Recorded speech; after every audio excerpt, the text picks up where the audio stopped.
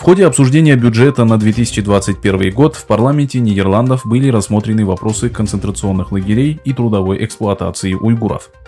Парламентарии заявили, что Нидерланды должны проявить инициативу по предотвращению нарушений прав человека в Восточном Туркестане. Министр внешней торговли и развития Нидерландов Сигрид Кааг отклонила предложение депутатов на обсуждение бюджета, которое состоялось на прошлой неделе. В ходе заседания представители различных политических партий заявили, что правительство должно потребовать от коммерческих компаний прозрачности в отношении принудительного труда и предоставления информации общественности. В другом проекте парламентарии отметили, что министр должен осведомить отечественные текстильные компании по этому поводу и потребовать немедленно вывести производство из Восточного Туркестана.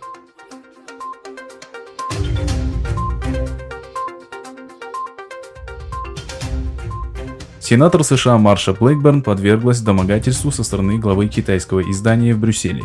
3 декабря Блэкберн заявила, что Китай совершает геноцид в уйгурском регионе.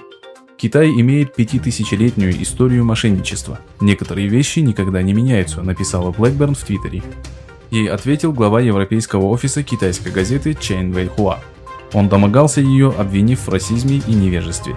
Согласно информации газеты «Федералист», американский сенатор заявила, что Коммунистическая партия Китая является экспертом по вопросам геноцида, начиная с митингов на площади Тяньаньмэнь до нынешней ситуации уйгурского региона.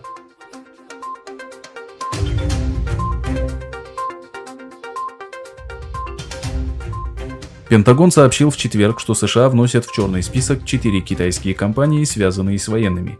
Согласно размещенному ведомством сообщению, в список вошли производитель полупроводников СМИК, шельфовая нефтегазовая корпорация KNOC, China Construction Technology Co. Ltd. И China International Engineering Consulting Corporation. Пентагон готов противодействовать стратегии Китая по развитию военно-гражданского сектора, направленного на поддержку целей модернизации Народно-освободительной армии Китая путем обеспечения доступа к передовым технологиям. Это делается даже теми китайскими компаниями, университетами и с помощью исследовательских программ, которые кажутся гражданскими, говорится в тексте. Пентагон опубликовал для Конгресса первоначальный список компаний в июне 2020 года и продолжит обновлять его, добавляя организации по мере необходимости.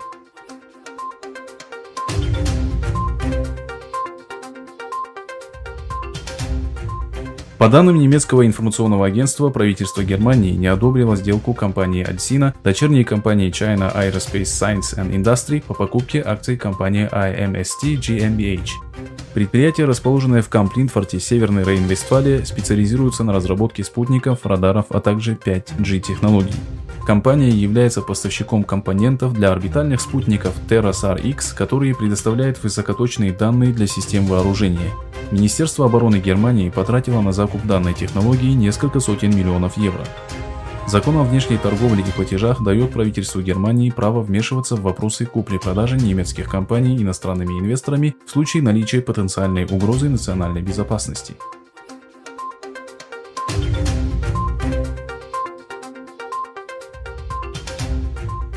Президент США Дональд Трамп распорядился вывести большую часть американского контингента из Сомали в начале 2021 года.